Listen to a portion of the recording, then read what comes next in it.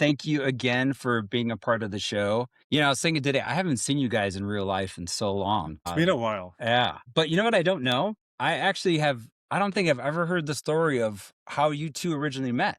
Because Armin, when I met you, you were in Chicago, but I don't know who you were working for at the time. At the time, I was working for a small design firm called Norman Okay. Design, and it was just me, my boss, a business development person, and like we had two or three different designers that came through while I was there. But yeah, it was like there was no reason for anyone to know about them. They were, little business, Yeah. which was really great. Yeah.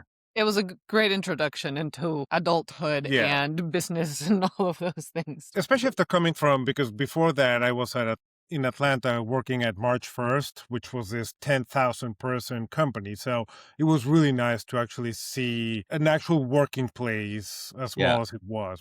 If I remember right, wasn't March 1st like a .com bubble buster? Yeah, it was Yeah. one of the first. Yeah. It was one of the big ones at the time, like late 1990s. Yeah. And, they were famous for having a Super Bowl ad at one point, and it was just a penguin looking from side to side as someone was stepping through the snow, and it was like this idea of like pioneers or whatever. And then at the end, it just said March 1st, and people were like, "What?"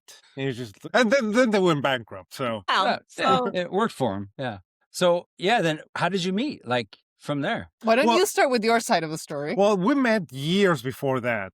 So our Chicago years were 2001 to 2004. We met in 97 February 1970. in a whole other country. That one being Mexico City.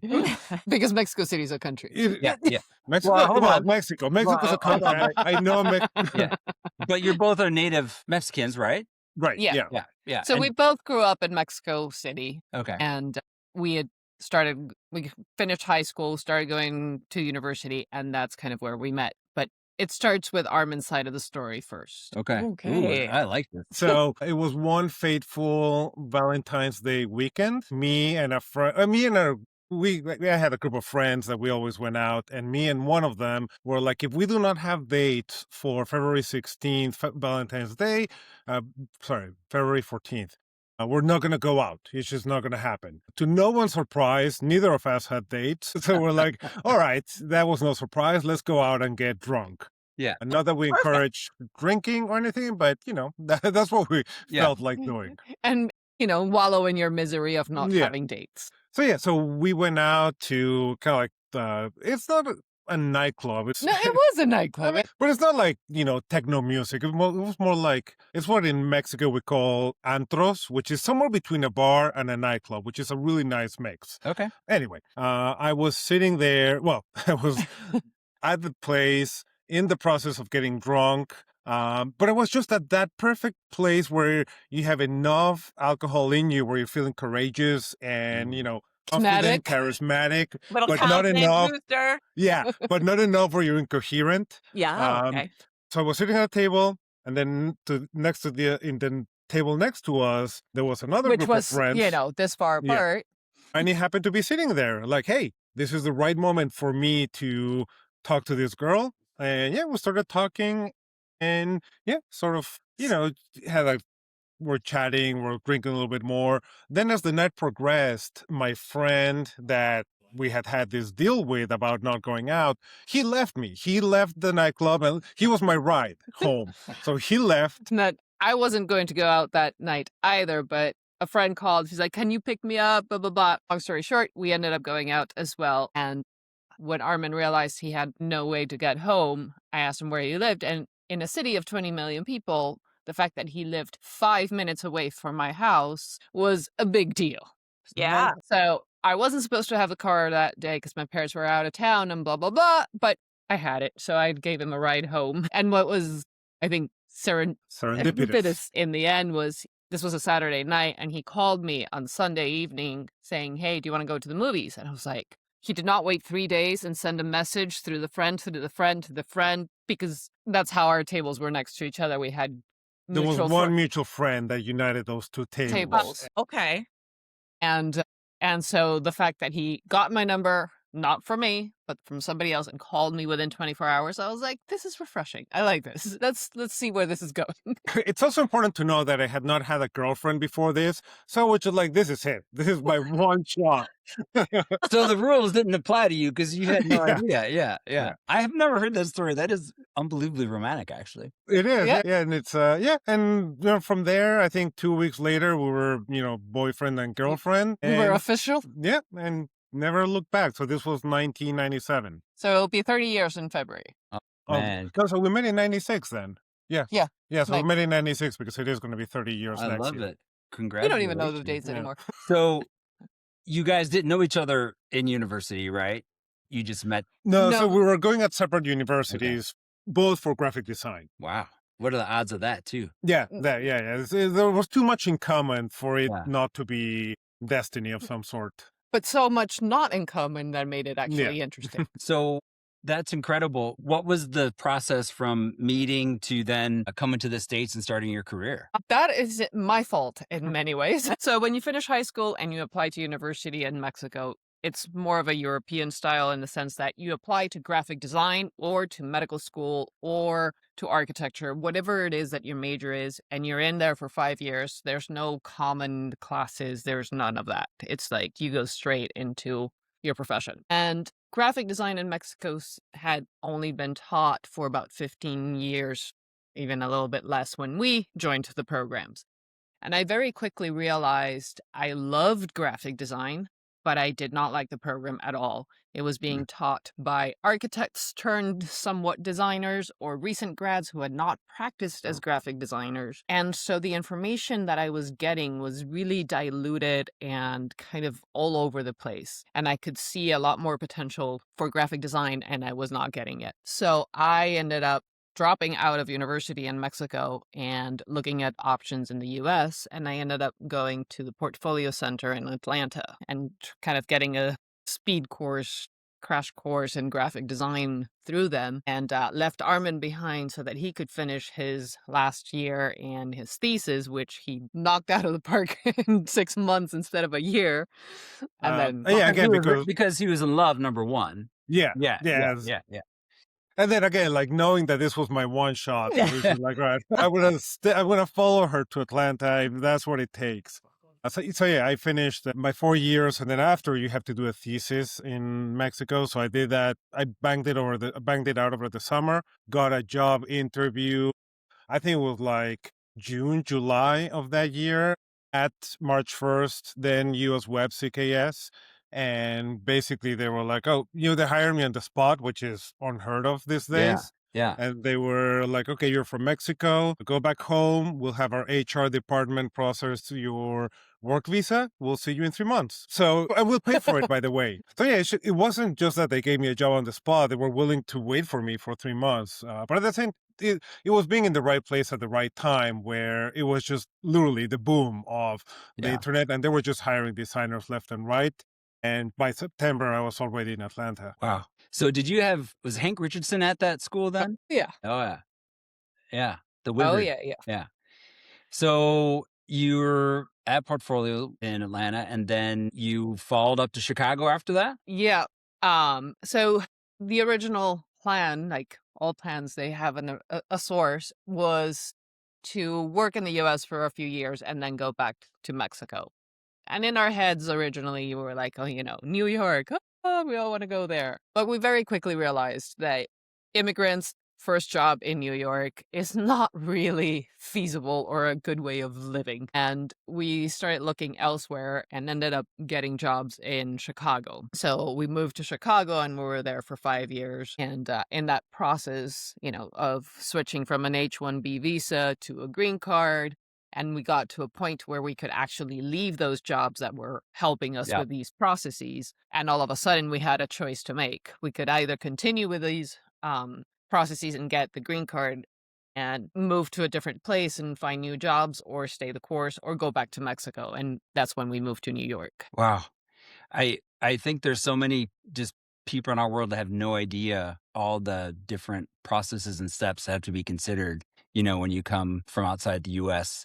And I would imagine it's only more difficult now. Yeah, I mean, I would not be. I don't think we would be able to do it now now. I mean, you could, but it was painful then. It must be horribly painful now. But, there's funny things, funny, quote unquote. When you get your green card, you have to do that, like you see in the movies where you have to prove that you're married. You have to show wedding photos. You have to show gift I forgot all about note that. cards from gifts that you got from people so that, you don't stay, you don't not just staging it. your, yeah, so you have to demonstrate that you are together, that you're getting this green card for both of you, and then there's the costs of lawyers and fees and all that. So it's not easy, pleasant, or timely. It's just slow, tedious, and kind of like so. Like it induces so much anxiety because you never know what's going to happen. So from New York, you're in New York for how many years? About 5 as well. Yeah. What made you decide, if my memory serves me right, did you move to Austin from New York? Yep. Yeah, but I think we need to backtrack a little bit there because there was a couple of things that happened in New York that were crucial. The first one being we started jobs in different places and design agencies, but then Armin, here you go. Take it over. Well, my mother's stint at Pentagram for like 3-4 years.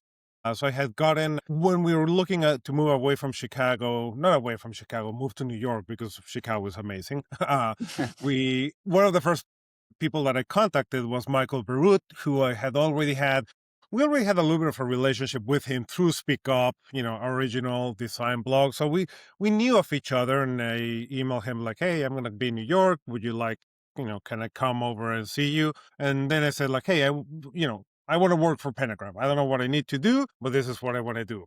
And he was like, yes, that is great, but we don't hire designers with more than 5-7 years experience. I already had 5. They like to hire younger people so that then they grow steady within the Pentagram wall. So I got another job in the meantime at Decker Design, which was great. But then 6 months in, Michael sent me an email like, hey, my 2 senior designers just left. Want to come in? I'm like, yes, like I'll stop what I'm doing right now. I'll be right over. So and Michael also, he offered me the job on the spot. He was excited. I think he was just excited to work with someone that, he had Design Observer, we had Speak Up. So there was a little bit of a different relationship than the traditional just boss designer, which we ended up being a relationship, but there was a little bit of a different start. Yeah. Well, and then can I ask a question about that first? I totally forgot about Speak Up. Forgive me. Yeah. Did you guys start that together? Was that a mutual startup? In some ways, yes. In others, it was more Armin. We've never fully grabbed everything in completely parallel roads, if that makes sense. There's parts and parts that we build on all of these adventures. Yeah, and at the time it started because, I had started to learn doing web stuff at March 1st, and then I learned about blogging. So it was a little bit more of a techie interest at the beginning, and the ability that, hey, you could publish whatever you want online and do it easily and quickly, because it was also a weekend project. So at the beginning, I would just kind of like do it on my own, but make sure that it wasn't kind of like taking over the weekend time away from Bryony on these things. There was always conversations about, what was happening on Speak Up. And then as it grew, Bryony got more involved in the writing, comments, getting to know all the people involved. But in the beginning, officially, I just started it without any ambition, just as a tech exploration, that it was something that was a tool that was available. And it was very cold in Chicago and we didn't want to go places. Like it is today. But like now. Yeah. 2 Mexicans in Chicago took a little while to adjust. All right, so Armin's at Pentagram with Michael, and then what was your career path then? I was working at Addison doing annual reports down on Wall Street. I love doing annual reports. I find it very, very fun. But I also knew it was, in a way, a temporary gig because we had the pipe dream of the design firm in Brooklyn. We're just going to work and have our employees and projects and all of these things. But that was kind of down the line. But we did realize that, one, Armin's working at Pentagram. He's not going to leave anytime soon. You don't just walk away from that easily. And he has a nice steady paycheck. So I left Addison and started doing our thing and starting to set up what that might be and start to establish relationships, freelance relationships and client relationships. and try to figure out billing and setup and all of these things out of our little basement in Brooklyn, and also start to prep for having a family. So that was the other kind of big moment, is that we did have a kid in New York that kind of threw everything off balance in a good way. So much. Because among other things, Pentagram gives employees, both men and women, parental leave for 3 months at half pay. So all of a sudden, Armin's that was home for way 3 ahead of the months. game. Yeah. And like, I didn't even know. I just assumed it was going to be 2 weeks, but another designer on our team was having a kid at the exact same time.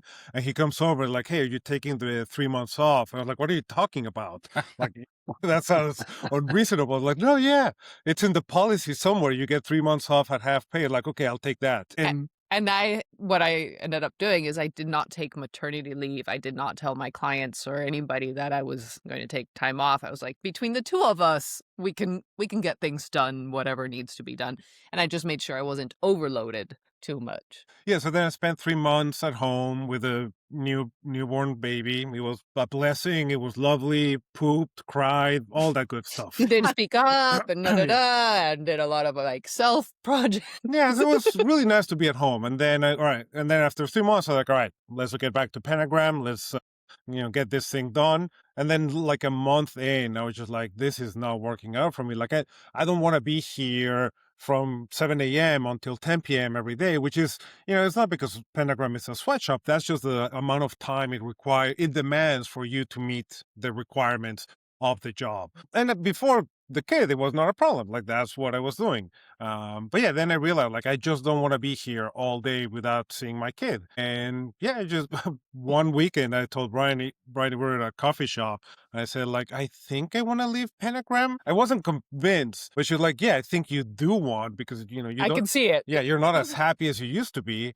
Yeah, and then at that point, we still have the muffin bag that we had from that coffee shop session, and where I wrote out the billing that I had. It's like, okay, what projects do we have right now? What do we have going on? Like, okay, we have enough coming in to survive for the next 6 months. That means that if you quit tomorrow, we have 6 months to figure it out. Somehow we have to make it work in the next 6 months. And so, yeah, he went back on Monday and quit. Yeah. And wow. I love that you still have that bag, by the way. You still have that bag that you wrote on? Yeah, we still have it. It's up there. It's in in an envelope with our marriage license or birth certificate. Yeah, birth certificate, like that when we got naturalized citizen. Yeah, it's part of in the graphic design museum when they talk about your careers. That'll be one of the things in there, right? So yeah, and it was cute. I think like we had $20,000. No, it was a little bit more. It was very, very modest at the time, but it was also like, oh, we can make all this money on our own. Yeah, it sounds so familiar. I mean, not exactly, but just Justin starting Rule 29 when I was pregnant, and I was like, I'm going to stay home. Like, that's what I wanted to do. I thought. I was very wrong. But I thought that I wanted to stay home. And he announced that, I really think it's time for me to start a business. And I was like, okay. I mean, I was totally naive and didn't know. Because there's what better time to start a business than when you're adding to your family? And he's by the way, you have to keep working because I can't afford insurance. It didn't go exactly like that. Well, but but I was just like, okay, like, we'll figure it out. And it's like, it's like the blessing of naivete of like, we'll make it work. It's fine. Yeah. Yeah. And the not knowing all of the details. Oh, there were so many times in the business where I was like, what? We need workers' comp? Like, what is that? I'm grateful for the wisdom we have now, but wasn't it great back then when you just didn't know what you didn't know? And you're like, we're going to make this happen. Yeah. I mean, it's great, but also at the same time, I think it's what sort of stops many people from doing something. You're like, oh, you need workers' comp. Like, oh, what is that? I don't want to deal with that. I'll just stay in my job. But no, yeah, I think there's something thrilling about those early years where you're like, let's figure it out. And we did. Well, all of us did. Like, when I look back at it, I'm sometimes amazed. Like, whoa. Oh, yeah. Yeah, especially what you get to, how you can spread out the finances and make it work, especially if you're in it together. It sounds like the plan was for you guys always to work together. Yes. We had that kind of vision about it, but as I said earlier, it was meant to be like a design studio out of Brooklyn, not doing conferences, not doing all of the things that we do without any client work at this point. That was that is not something that we imagined at all back then. Yeah, as well as being 24/7 without without any additional employees. Like there's no outside input other than the dogs. I think that's the only thing keeping us sane. It's just that we're able to talk to the dogs besides ourselves. Well, Otherwise, my perspective, and again, social media is what it is, but it feels like you both still have very independent things that you both enjoy, and you do that, whether it's working out or creating something, and then you come together. Is that a reality? It is, but that's probably 10% of our lives is separate. It's not that much. I would say that more than that is the deep understanding that we have of each other that makes it work, in the sense that we don't have to buffer anything. We don't have to sugarcoat anything. There's a transparency in our communication that is driven by getting from point A to point B. And we both want to get there as efficiently and easily as possible and as successfully as possible. So we're just going to constantly be supporting each other in that process, whether it's doing laundry and rendering JPEGs at the same time, whatever it is, it just seamlessly happens, kind of thing. If we had to have a whole bunch of meetings with employees or with clients or stuff like that, I think it would break that flow that we have that makes it work so sweetly. That's awesome. So we're in Brooklyn. And how do we get to Austin? I think that one was just because we were in Brooklyn and we, with a kid, in tow, we were living in a 10-block radius, just going to the restaurants that were nearby, the park that was nearby, the daycare. The Barnes and Noble, the daycare, and but paying to live in New York. And we realized, we have to work very, very hard and a lot of hours to pay to live in this place that we're no longer enjoying, not because it's bad, but because we're not going out there. We're not taking advantage of what New York has to offer at this point in our lives.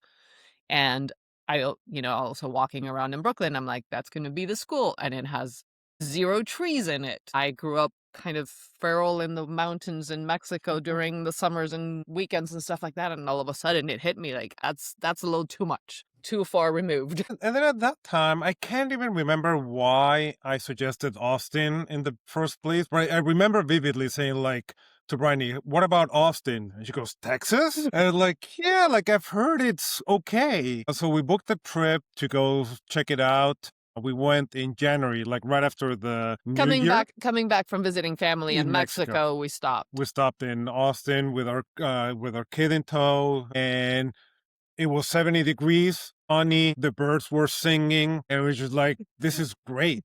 The clouds were perfectly puffy. Yeah. We looked at a few houses, the price of what we're paying in New York, almost twice the size. Yeah, it was just all right, let's just do it. It feels right. We were okay with leaving the winter of New York and Chicago. Yeah, and then we just picked up and moved. We were in there by April. Yeah, the only problem was the timing, because it was right at when the 2008 recession happened. The timing wasn't ideal. It took us a while to sell our apartment in Brooklyn. So it was just kind of the first year was a little bit rough financially, and then not knowing what was going to happen, because we lost clients, we lost advertising on the blog, things like that.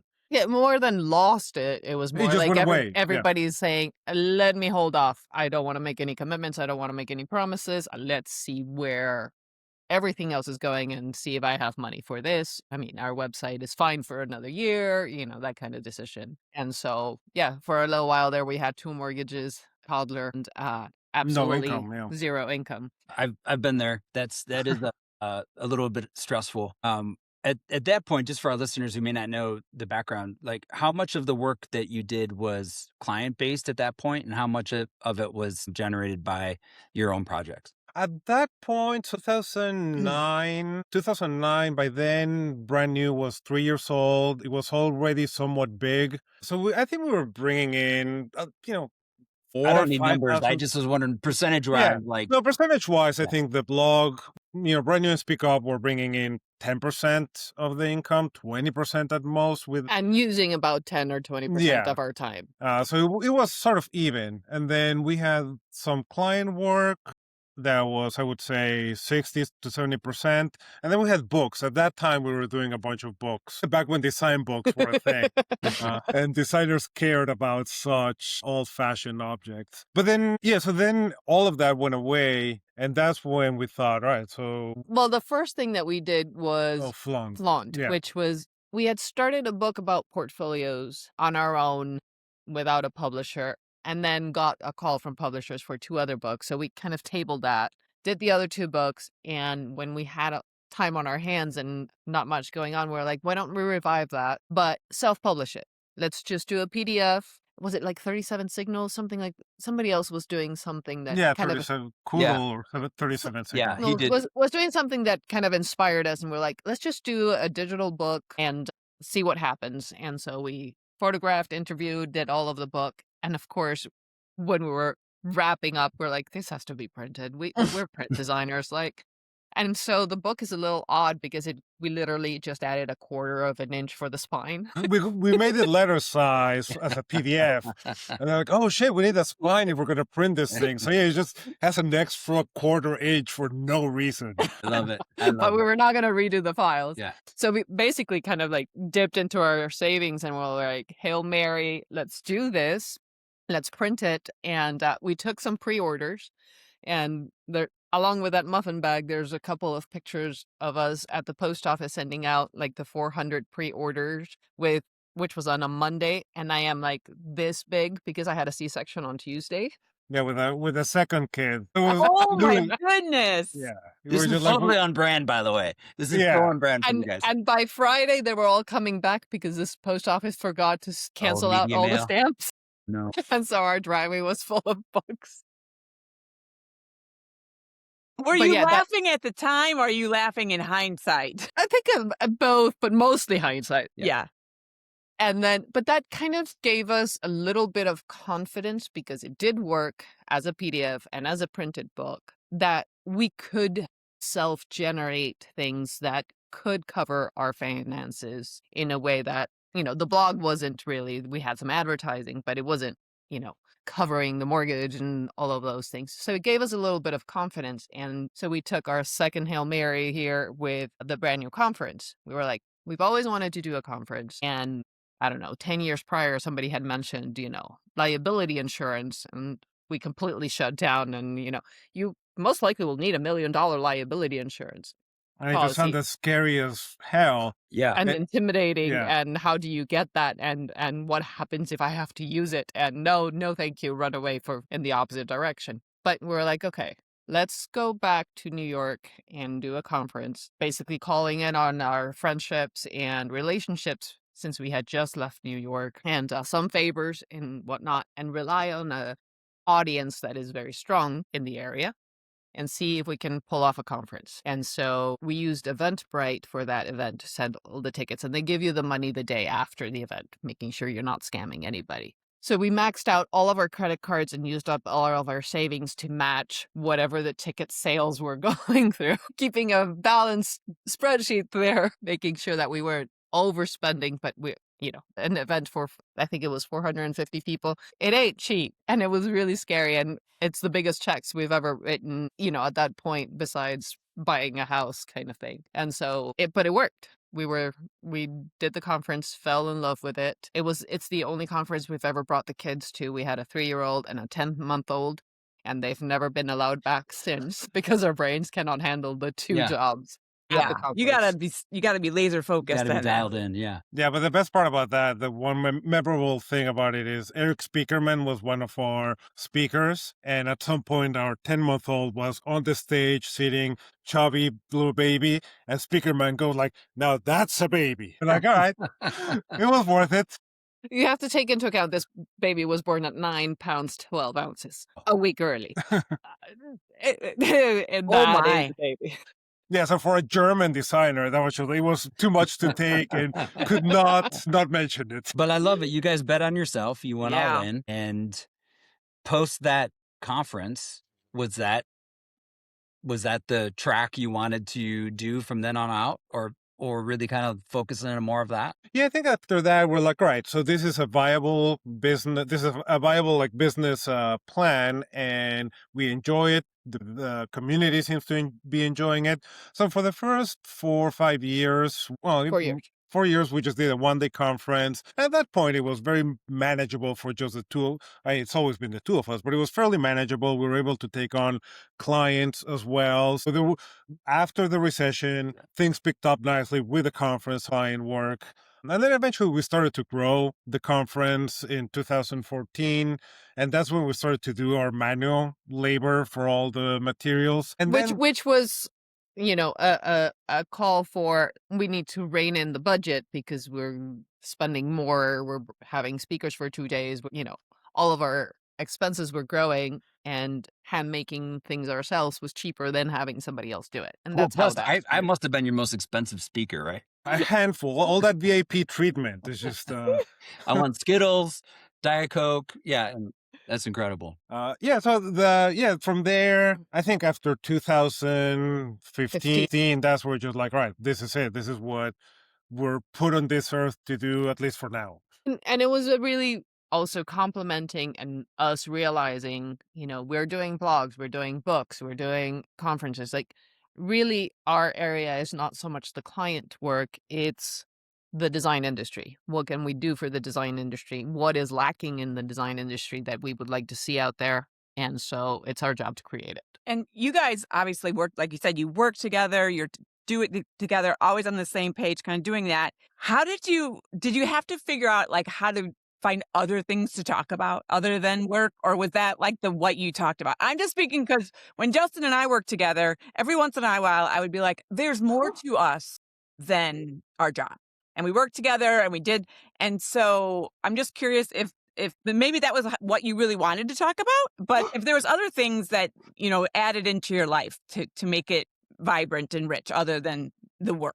No, I think in our case, what feeds us is kind of pushing each other to, do better than we did last time. What else can we come up with? What crazy idea can we execute next? And so that is a constant conversation dynamic. Yeah, we talk a lot about we do talk about work a lot, maybe to a point where it's unhealthy, where it would be unhealthy for other for other relationships.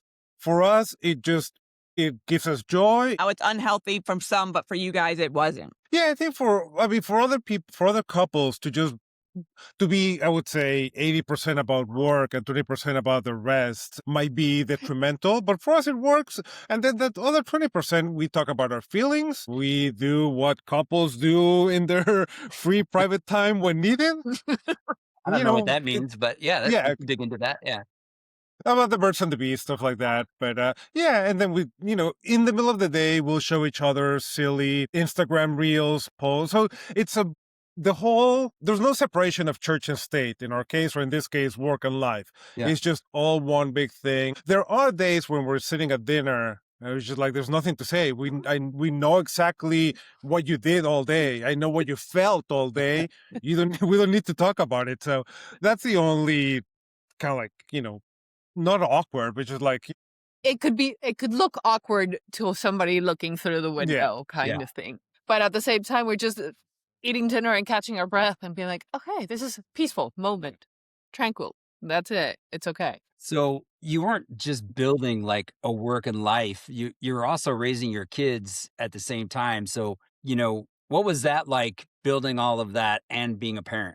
I think the earlier years were harder for me just because you have to be so hands-on with toddlers and little kids and all of their activities and things like that. So one of the things, for example, personally that was hard was with brand new at the beginning, I was starting to write articles and stuff like Armin does, but I've very quickly realized I have so many interruptions. I cannot put 3 coherent paragraphs together in 6 hours. Like, it just doesn't happen.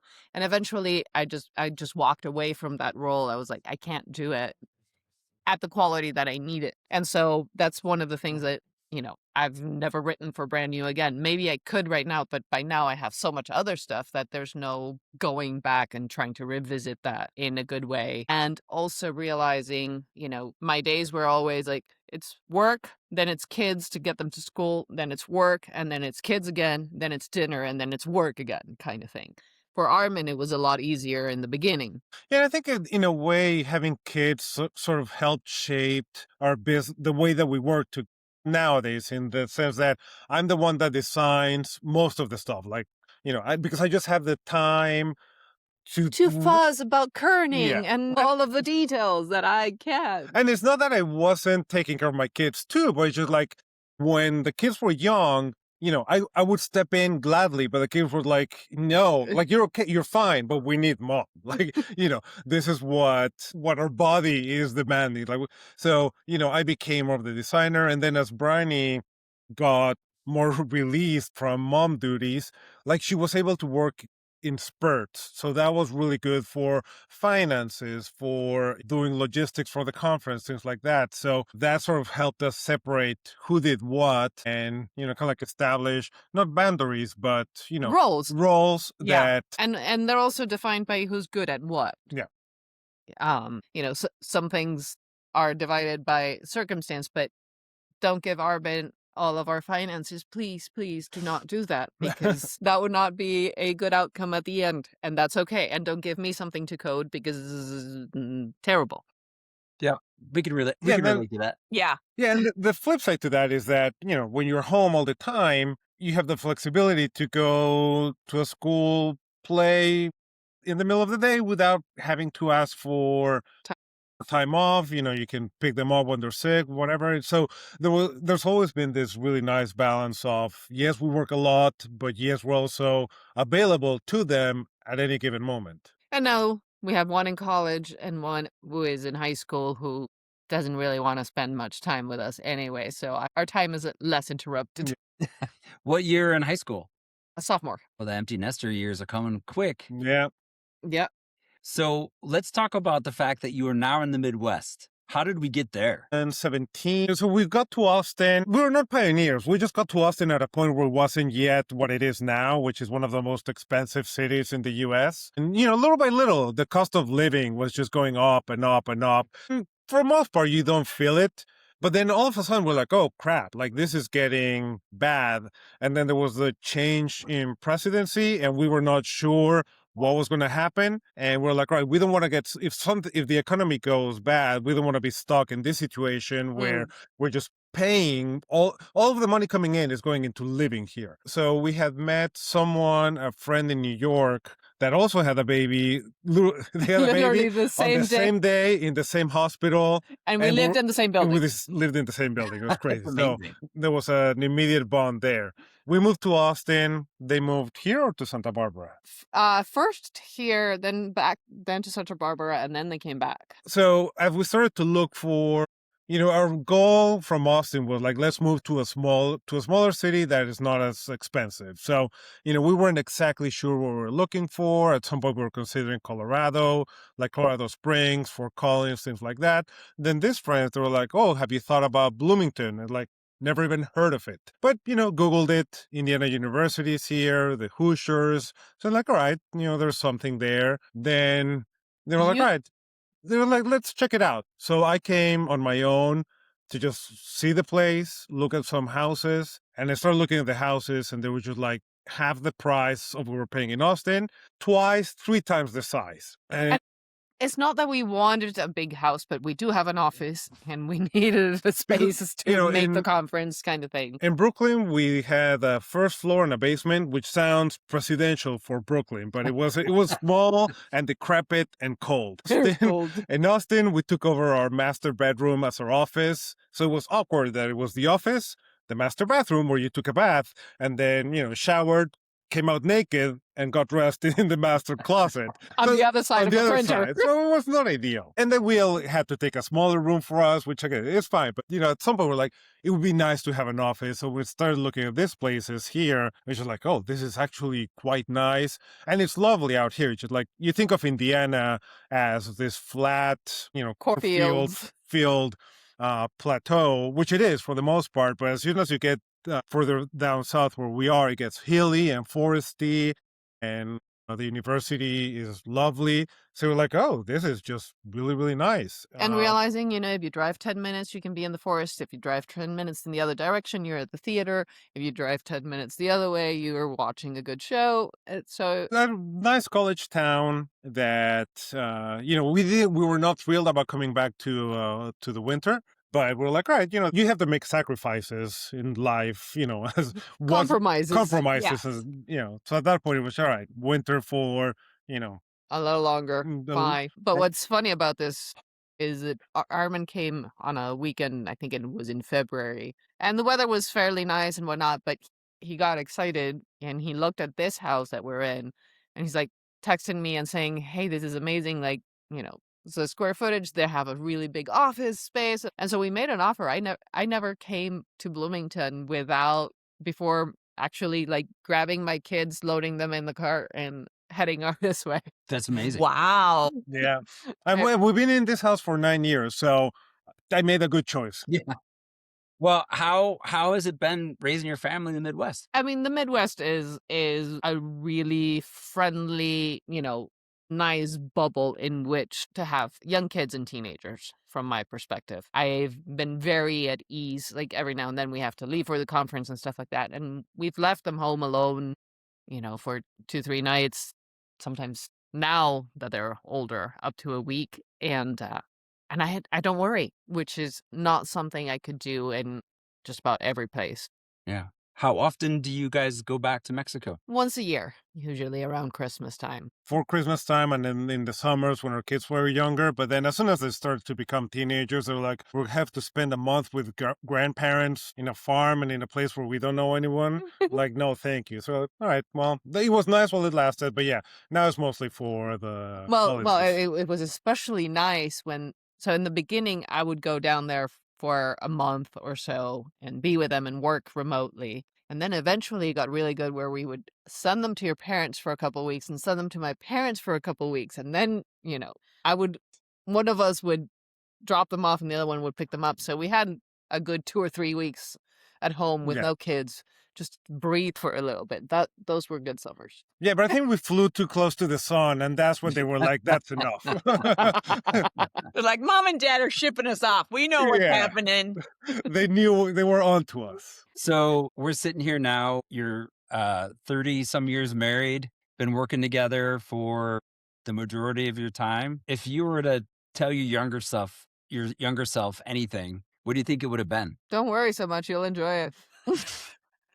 Like, don't fret. I think for myself, when I was in high school, I was just a terrible student, and I gave my parents such a hard time. I would tell myself, like, don't be an asshole. Just work a little bit, like a little beyond the bare minimum, which is what I did in high school, so that I would perhaps learn a few more things. Be a better student, be a better, easier to deal with for my parents. And with the idea that it will help you. It's not just for them. It will help you in the future to be smarter and more committed to what's put in front of you. Well, now you're fully committed. Yeah, you're making up for it. Yeah, but at the time, it was just like, I had no care in the world, much for anything, even more so for school. Yeah. Well, what's one thing that you hope your kids have learned from watching you guys do your life and do your work, and that they'll carry forward? What is something like, what's a legacy that you'd like them to come away with from watching you guys? I have 2. I don't know you, but one is you can find your way, like the 9 to 5 or whatever the expectation is based on what you graduate with and what you intend to work in, whatever that expectation is good to know what it is, but it doesn't have to be that way. And they definitely see that as an alternative. And then the other one is I want them to be a lot more financially savvy than our generation was. I want them to really understand what it means to handle money, to get money, to use money, to invest money, all of those things because it's something that you use every single day and you interact with it and you need it. And there's nothing shameful about it or secrecy. There shouldn't be no secrecy around your finances and how you handle them and how you use them. Which, for context, both our families and most of our friends' parents, you just didn't talk about money. No. Oh, Whether you never. had a lot of it or none of it, you just didn't talk about. Yeah, never. Yeah. So since they've been little, and we've always been very open with our finances and be like, okay, yes, we can do this summer. No, we cannot do this summer because of this and this and that, or whatever, depending on what's going on. And then having them manage money and try to really institute all of that in them so that they have a stronger foundation than any of us. That's great. I love that. Yeah. That's something that we struggle with now with our kids a little bit, of just the reality of what life costs. Life can be expensive, right? Yeah. Especially nowadays, it's just like it's crazy how little you get for so much, for how much it costs. Yeah. Yeah, our two oldest are both graduated and back home because they're just like, we can't afford. Like, we That's can't crazy. afford to live. Yeah. Now, they could if they got, a house full of roommates. They're just not, they haven't come to that conclusion yet. Yeah. But yeah, I would agree with, like, giving financial literacy to your children is a gift because I learned it on the fly. Yeah, we learned it on the fly as well. And too late. When I look back, I'm like, oh my gosh, this could have been a lot worse. Like, we could have gone a much different path. So, but for example, one of the things that I'm doing with our college freshmen right now is, okay, while they're in undergrad, they are doing some data analysis and some little sort of freelance work for us, which means I have them on payroll, and the money that they get to spend in college is coming out of payroll, and I'm matching that to a retirement account. So for the 4 years, whatever they are earning or getting from us spending money, that same amount goes straight into a retirement account. That's a gift. Plus, we can write it off. Yes, exactly. It's a win-win-win. It is, Yeah. very much so. Yeah. And so, and they're below the bracket where they have to pay taxes on it right now. And once they start getting jobs and stuff, we'll see what happens. But it's just a minimal, like, small detail that will set them up because they're studying pure mathematics. They're going to go into research and academia, and they're not going to be making millions of dollars. So they need a strong foundation right from the get-go. Yeah, that's great. Yeah.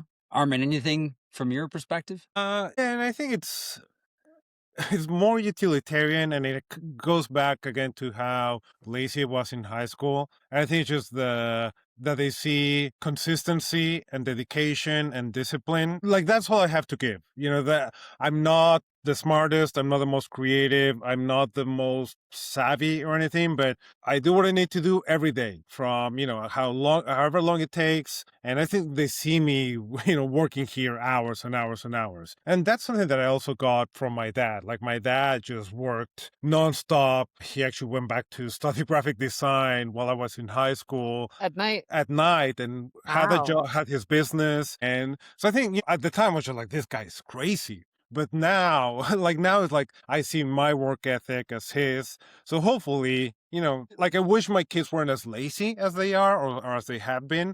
And then 10 years from now, they'll be like, oh, you know what? I'll just do what my dad did, just, like, apply myself and be consistent and steady. Like, you don't have to go, all out. You don't have to be exceptional, but you just have to, if you show up and you do it, one time after another, eventually something will work out. Yes, I agree. Well, we started this podcast really because we initially thought we were going to be empty nesters and we wanted to do a project together. And now 3 of our 4 kids are back home. And what I'm really grateful about you two, one of the things I've admired for years, is the decisions you make together for your family, for your marriage. And I just love that you trust us through your story. And that's really part of why we do this, is we have so many people in our community that, want to be entrepreneurs, are entrepreneurs, work together with a spouse, don't work together with a spouse. There's so many things that I think it's good for us to share. And so thank you for your time. Yes, thank you so Absolutely. much. Yeah. Awesome. And I hope we run into each other at some point here in the Midwest, sooner rather than later. We're going to be in Chicago. Yeah, we're going to be in Chicago next year. in March. Well, Yeah, let's grab dinner or something. Yes. Yeah.